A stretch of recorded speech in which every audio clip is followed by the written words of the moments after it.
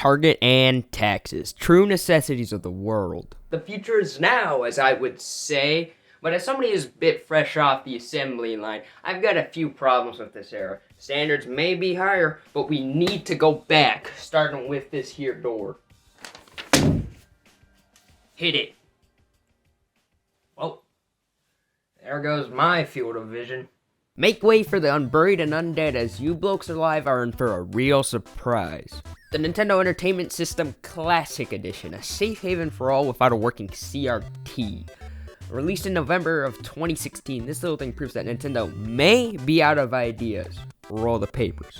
Created in a smaller form factor than the actual slab of 83, the classic shoulders out 30 hand-picked titles from the NES era. Compared to complementary plug-and-play systems of the time frame, the Mini is a much more robust machine, with wider library than competitors' offerings, factors that led to its success in sequel, the SNES Classic. But enough about the background, it's time for me to get on with this. Well, the box of anything is a good place to start. The first Mega Man would know. All things considered, I like this one quite a bit. Bearing a resemblance to the later NES boxes, such as the Challenge Set box, the front lists some stuff about the product and is fine looking enough. Both sides have some flavor text about the controller and the system itself, with the backside housing the game list, which I'll get to in a moment. All in all, not that bad for display, although my shelf doesn't really work for it at the moment. Opening this thing up, we get warned of a bit of high voltage and an empty plastic shell. What's left is the manual, which flips out to be a poster that's been folded for much too long. That decision confused me for a while, because the last thing I want to worry about during a crisis is my decorum. Well, there isn't much to do except, turn this thing on, so might as well go for it. And this is what I like to call a menu, and a pretty robust one at that. Games are smack dab in the middle, partnered by some settings over yonder, and controls plus save states on the bottom. Now, I'll be the first to admit that I actually haven't played much of the games before now.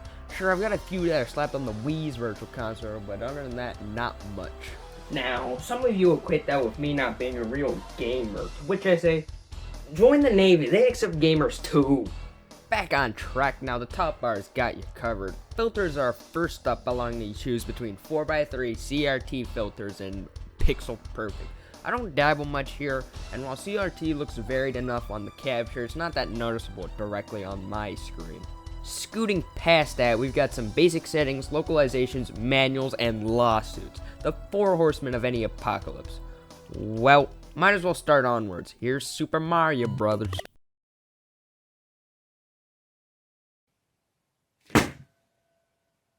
As you would expect, these games do exist. Not much more, not much less. As someone who's played an NES maybe once in the past, I have the authority to say that the emulation quality is probably okay. There's some slowdown here and there, and some sprite funkiness, but it's not a deal breaker, and these were problems that were on their original console as well. Heading back to the menus is a slap to the reset button, which is kinda odd and carpal tunnel inducing, but I'll deal. Might as well head on to the game list, and here comes some of my first problems. Where's Urban Champion? In actuality, the game catalog isn't too bad, housing games such as the Mario series, Balloon Fight, some arcade games, Metroid, basically anything shown on the screen here. I kind of find it strange that games like Mega Man 2 and Super Contra are included, but not the first ones of each.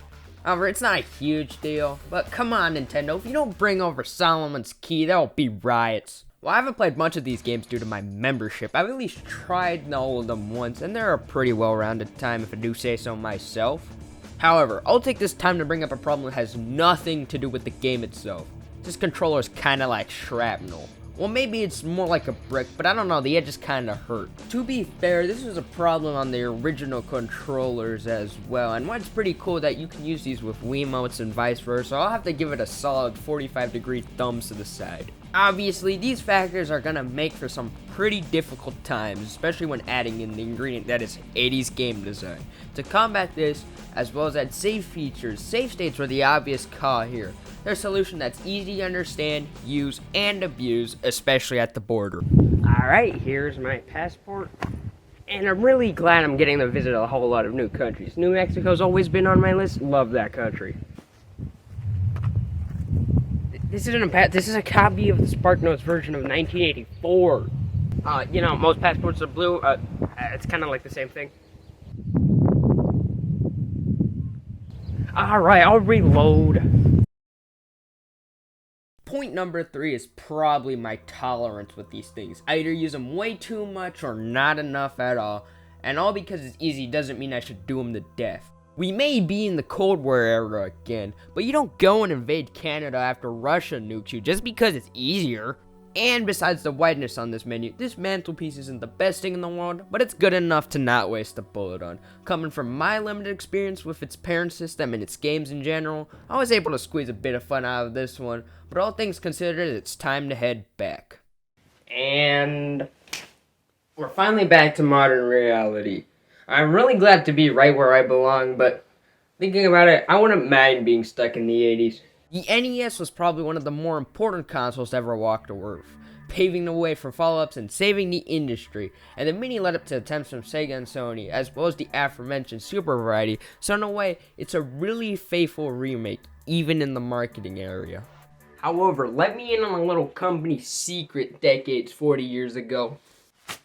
Was leprosy really necessary?